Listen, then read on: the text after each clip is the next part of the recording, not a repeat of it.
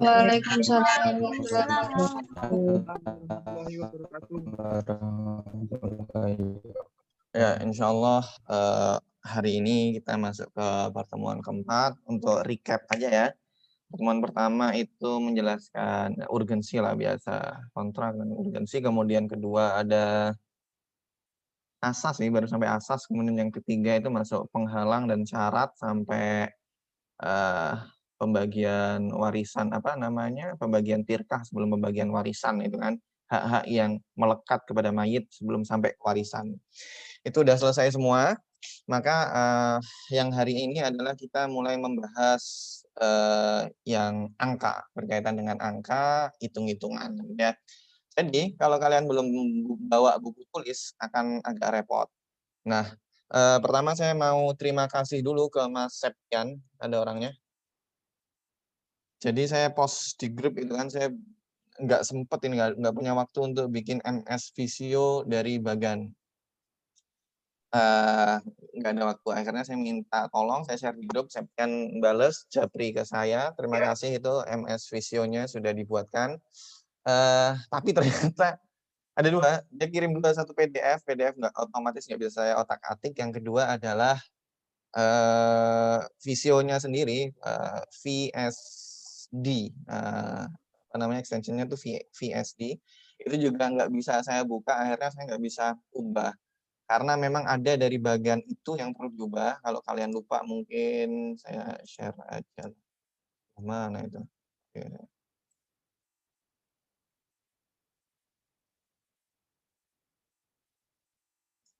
Nah, nanti aja lah sekalian. Oke, jadi karena hal tersebut maka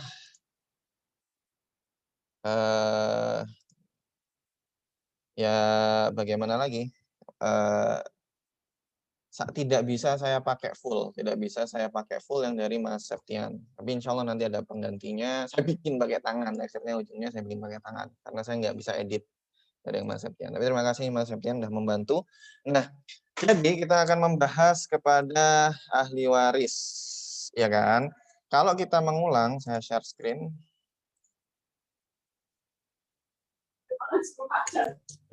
Saya mute all-nya, lupa nih. Mute all. Nggak wajib kamera, nggak masalah, tapi saya panggil hadir. Kalau nggak hadir, langsung saya silahkan untuk keluar. Saya kok capek ya admit all ini. Di sebelah mana ini untuk admitnya ini biar gampang ini. More, ini ada nih.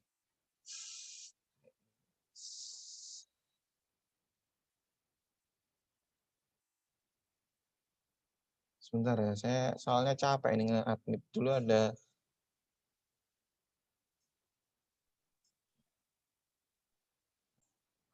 Kita lanjutkan. Nah, jadi kita akan membahas ahli waris dalam Islam. Oke, saya nggak punya buku lupa, saya belum share buku apa aja yang bisa kalian baca. Lupa, serius lupa. Ya, tapi sekali lagi ya saya lebih menganjurkan kalian baca ini aja udah cukup. Ahli waris dalam Islam. Secara general itu ada 15 laki-laki. Oh, laki-laki. Ya, 15 laki-laki. Saya mulai dari, ya nggak apa-apa, laki-laki dulu. 15 laki-laki dan ada 10 perempuan yang mendapatkan, yang menjadi ahli waris dalam Islam. Bedakan fontnya. Maaf ya, ini nanti biar bisa di-share ke kalian, jadi agak saya rapikan. Kenapa baru saya bikin? Sebagai whiteboard. Ahli waris dalam Islam itu 15 laki-laki, 10 perempuan. Oke, siapa aja?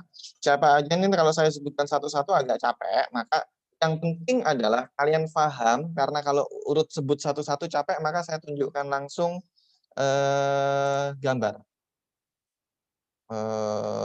Gambarnya yang pakai yang tulisan tangan saya aja, karena lebih sedikit kotaknya. Saya nanti tunjukkan juga yang dari Mas Septian. setelah saya pikir-pikir terlalu banyak. Nanti akan kita sinkronkan. Saya loading.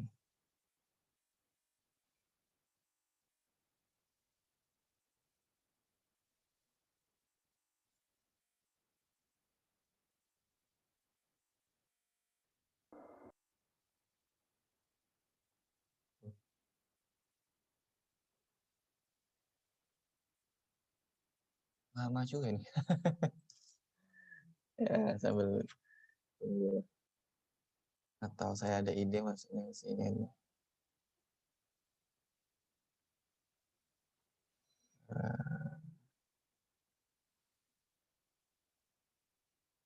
Oh, karena ini gambarnya terlalu besar ininya, resolusinya. Oke, jadi ada 15, sekali lagi saya ulangi, 15 laki-laki, 10 perempuan. Ini adalah jalur nasab, kita sebut pohon waris. Pohon waris ini, kalau kalian kelasnya offline, itu wajib hafal. Kalau nggak hafal, kalian nggak bisa keluar kelas. Saya pastikan nggak bisa keluar kelas. Sampai jam berapa saya tungguin kalian ngafalin, harus hafal di pertemuan kesekian. Karena ini mutlak. Kalau kita tidak bisa mengurutkan pohon waris ini, kita nggak bisa dikatakan paham namanya ilmu waris, hukum waris Islam ini. Ya, 15 kita hitung aja. Pertama ayat laki-laki ya. Pertama ada, saya pakai pen, ada whiteboard, ini pun jadi size-nya.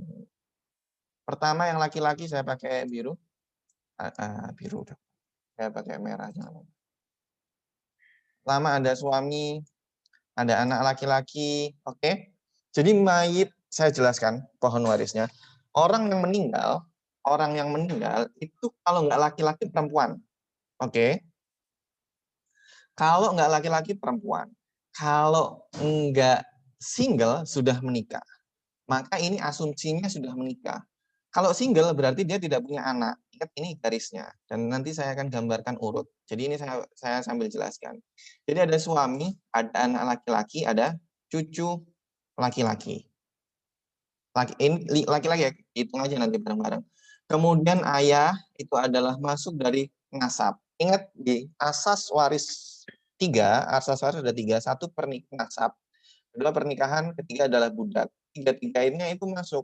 Suami mendapatkan warisan atas asas pernikahan, sehingga sudah kita bahas kalau cerai nggak dapat, ya kan? Nah, kemudian anak laki-laki, cucu laki-laki ini dapat karena nasab, ayah ini nasab, kakek ingin dapat karena nasab, kemudian saudara kandung laki-laki, ini yang laki-laki ya, saudara seayah, laki-laki, anak saudara kandung laki-laki, anak saudara seayah laki-laki, paman kandung, sorry kesini dulu, paman seayah, paman ayah ini paman seayah ya, saya nggak cukup kotaknya, jadi tulisnya cuma gitu, anak kawan kandung, anak paman seayah, sini ada saudara seibu, ini ada budak yang laki, ya kurang lebih 15 lah, 8, 9, 10, 11, 12, 15. Jadi hanya 15. Saya ulangi yang dapat hanya 15. Artinya apa? Artinya kalau saudari kandung perempuan ini punya anak di sini, hypothetically ya, anggap aja lah dia punya anak di sini, anak laki-laki, maka dia nggak dapat. Wah, kecil banget. Maka anak laki-laki ini nggak dapat. Kenapa? Ya, dia bukan termasuk dalam golongan ahli waris. Maka ini harus difahami, bisa nanti soal UTS. Soal UTS true false saya sampaikan dari awal. Saya bisa menyampaikan soal ini. Ada anak laki-laki dari saudari kandung perempuan. Dia berhak mendapatkan warisan karena dia mengurus si mayit paling lama ketimbang saudara lainnya.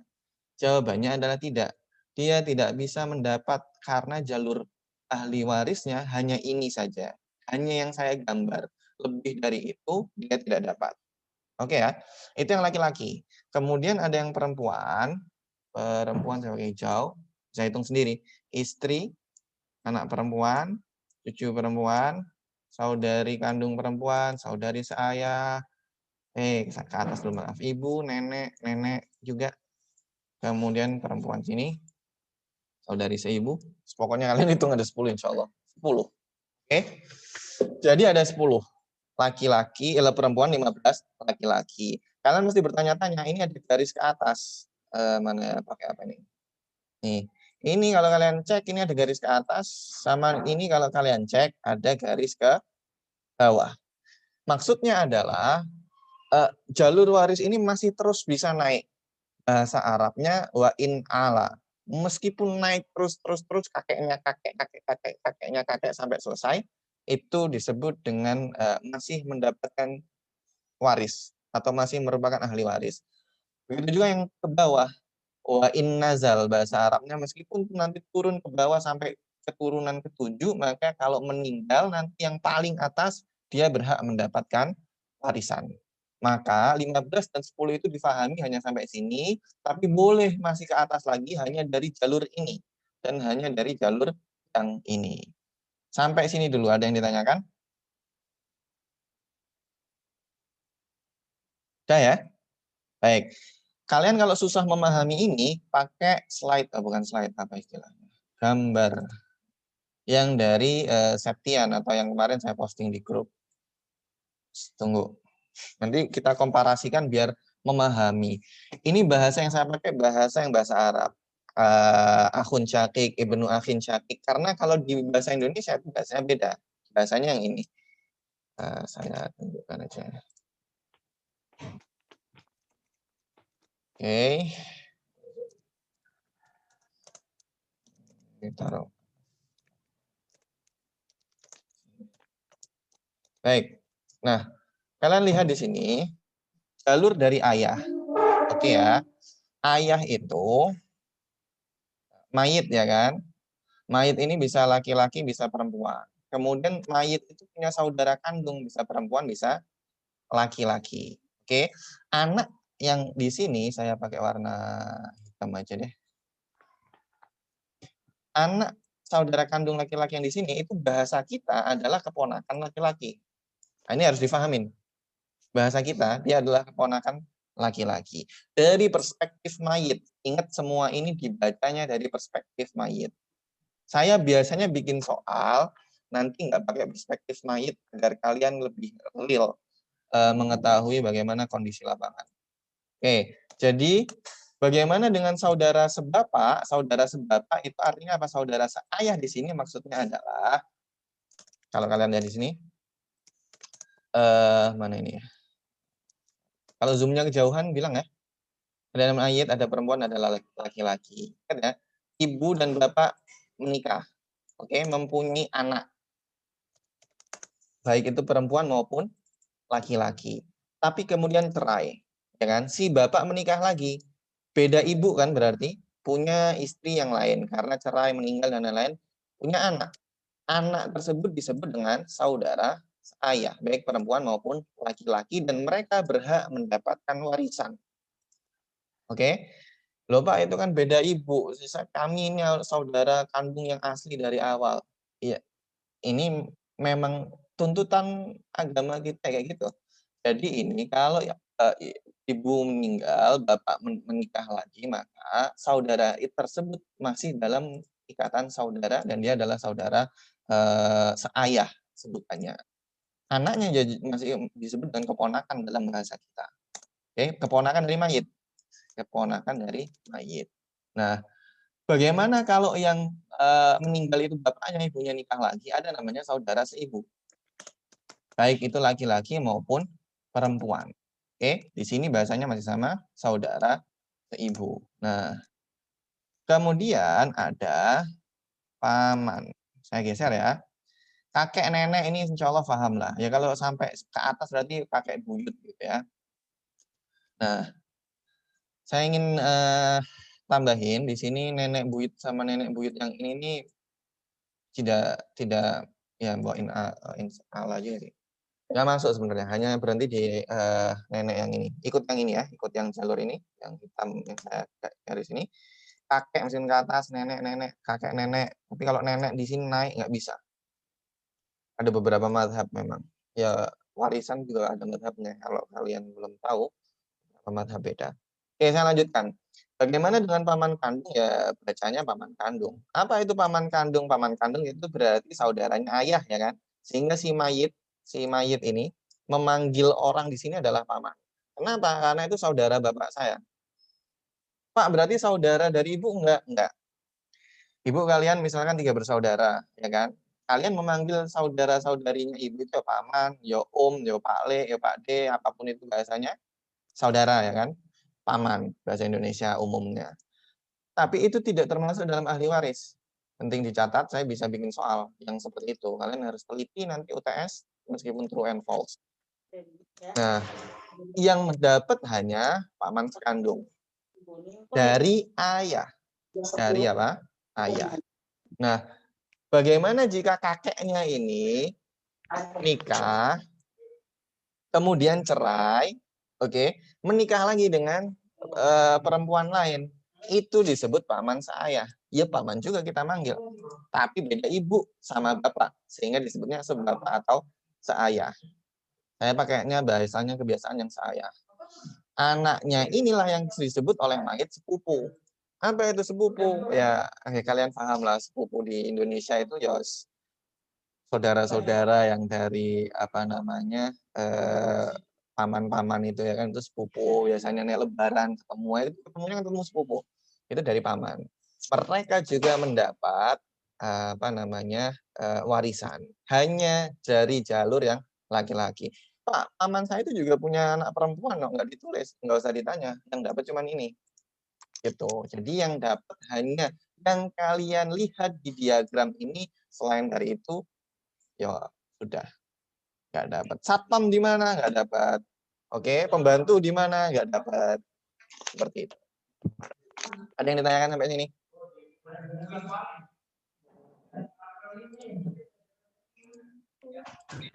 Pak, Yo. Assalamualaikum Pak. Ya. Saya mau bertanya Pak. Hindaru Pak, mana? kalau- Soleh sekarang hindari Soleh. Iya, seumpama ini Pak, yang kerja itu dan jadi tulang punggung itu wanita, apakah pembagian warisannya tetap seperti itu Pak? Apakah berpengaruh atau tidak? Ya. Kamu nyari istrinya nanti yang apa namanya perempuan karir.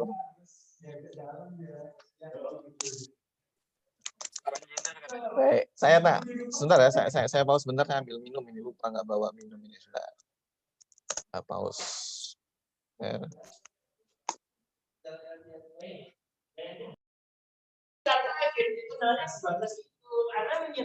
Saya lanjutkan, bisa didengar. Tes suara. Bisa, Pak. Oke, pertanyaan Hindaru, Pak, bagaimana dengan perempuan karir? Apakah jatahnya sama? Kita belum nyampe jatah ini, kita baru memahami garis ahli warisnya saja. Nanti kalau secara jatah, ya saya jawab, ya sama aja, nih segitu ya segitu. Nggak usah minta lebih. Dia tulang punggung, Pak. Gini, ini nanti pembahasannya di akhir karena setelah pemahaman apa namanya basic, baru kemudian pemahaman nyelenehnya baru bisa ke sana. Secara simpel adalah ini hukum ketetapannya. Nanti kalau ada kesepakatan di luar itu ya silahkan bersepakat. Tapi kalau ada konflik maka ini yang bukan. Arahnya ke sana. Gitu ya. Kita ngomongnya nanti untuk Mas Hindaru sekali lagi, tapi fungsinya ini adalah untuk ketetapan jika ada dispute, jika ada konflik. Jika tidak ada konflik dibagi bagian.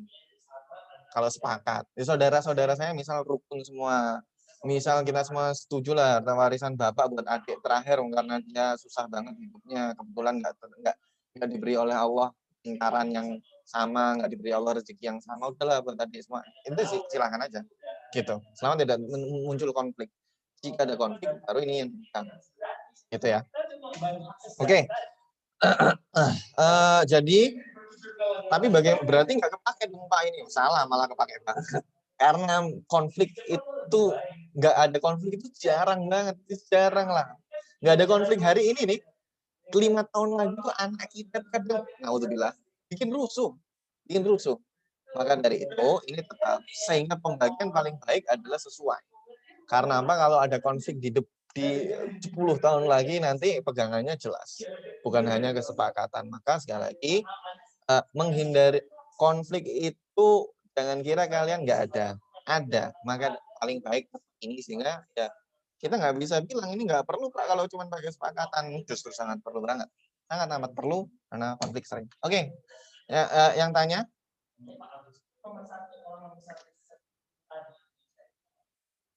Oke, saya lanjutkan ya. Saya perlu ini antar kayak kuning semua kelihatan, size-nya saya gedein. Kalian dalam menggambar, oke, kalian tetap wajib hafal ini. Saya tidak bisa mewajibkan kalian hafal, tapi harus. Semoga nanti bisa muncul soalnya di UTS, mengurutkan. Kalau menggambar wajib urutannya seperti ini, perhatikan baik-baik. 1, hitam, saya mau kuning tadi. Orange deh. 1. Susah hitam aja ya. 1, 2, 3, 4. Urutannya loh ya, harus urut menggambarnya.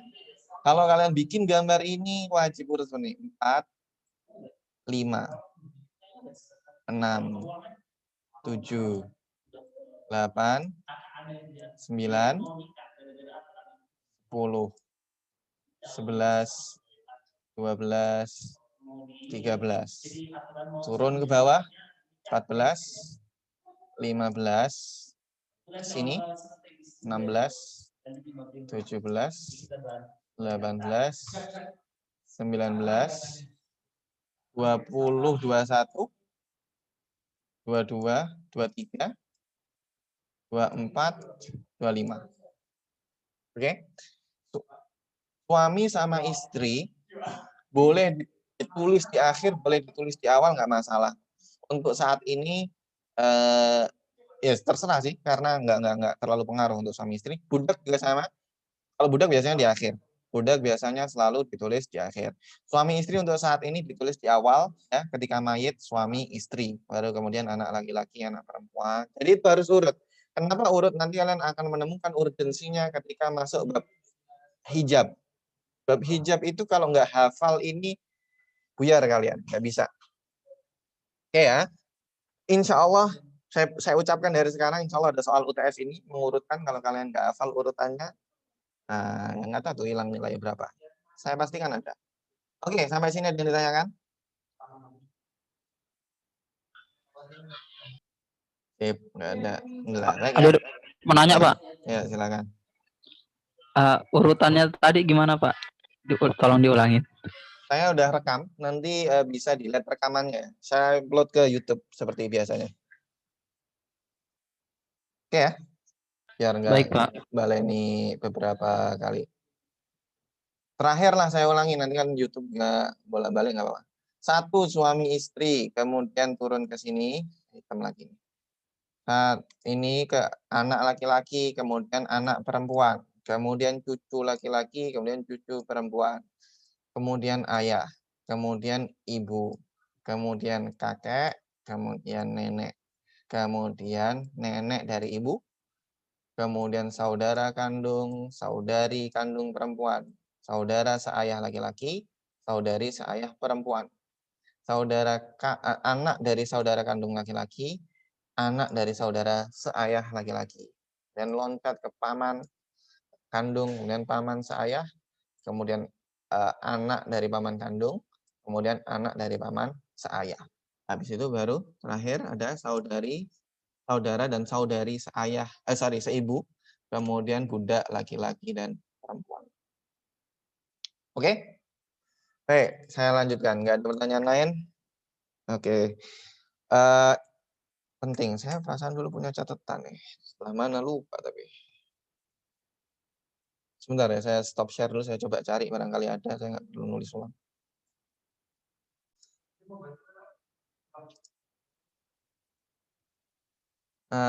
Seper-6 plus sisa, kemudian sisa. S, biasanya saya tulis S sisa. Sisa nanti ada babnya sendiri karena ini nempel ke ayah, jadi saya dahulukan. Jika tidak.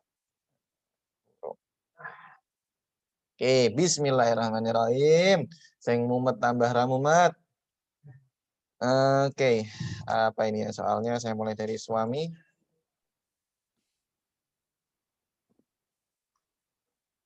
Saya tambahin suami, di sini saya tambahin ayah. Gini aja dulu lah, satu dulu soalnya. Atau suami berapa? Setengah. Setengah. Setengah. Setengah. Setengah, Pak. Nah, ayah ada 3 opsi, pilih yang mana? Seperenam. Enam. Plus sisa. Seperenam. Seperenam lebih sisa. 6 plus Tambah sisa. sisa. Plus sisa. Seperenam tambah sisa. Plus sisa. Tak nanyain. Sisa. Yang jawab 1/6, ada furuk laki-laki nggak? Nggak ada. Nggak ada.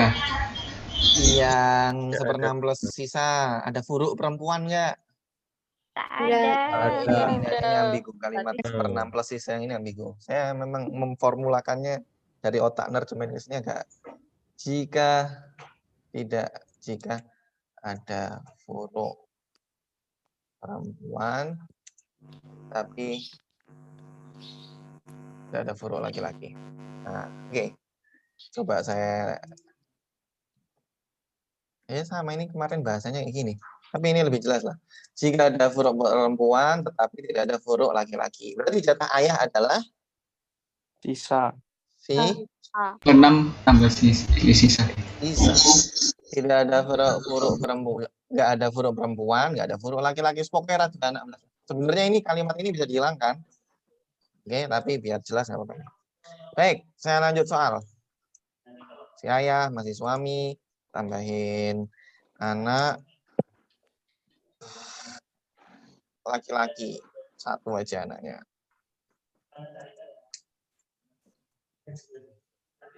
Berapa suami? Setengah. Setengah. Yakin? Seperempat. Seperempat, yakin? Huruf. Pilihannya cuma 2, seperempat. Seperempat. Apa untuk kewes bulat? Seperempat. 24. Rusuh. Seperempat karena Karena Ada furuk. Karena ada Huruf. furuk anak laki-laki laki-laki. belum. Ayah berapa? Itu berarti 1/6. Enam. Seperenam. Nah, bagus. Sip. Alhamdulillah. Pak, udah Pak. Udah, lah isi. Udah. Udah Pak. Satu soal lagi. Pusing Pak kalau Sedikit ditambah-tambah lagi, Pak. Pak. Ini kan tadi sisa udah, 1/6 udah. Tinggal yang kita. Umat Tinggal yang kita. Ya saya paham umat. Saya kasih tahu kalau kalian baca buku itu langsung dikasih full table semua, nggak per soal, nggak per orang dibikin soal, per orang dibikin soal, nggak. Makanya pakai buku itu mumet kalian, Ustaz. Tak jamin. Ini kalian ikut saya aja. Nah ini jadi seminar ini bayarnya tak kasih 300.000 kayaknya. Lumayan kalau orang 180. Besok beli mobil ya. Yang 1/6 sisa ya. Oke, nanti di sini ini tak ganti anak perempuan. Aku aja Ben Ramumat. Berapakah jatah suami? Seperempat. Keempat.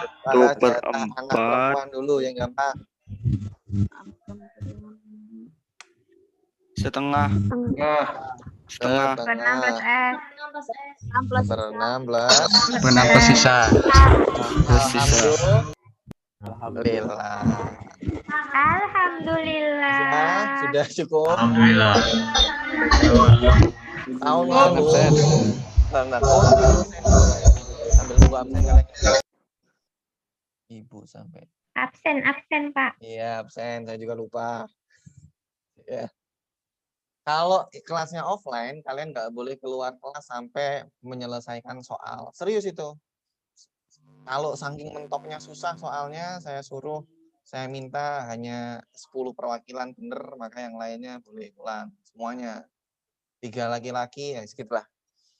Ini saya ada contoh soal, kalian screenshot boleh, kerjakan sendiri nanti sambil nunggu saya absen. Recordernya mana?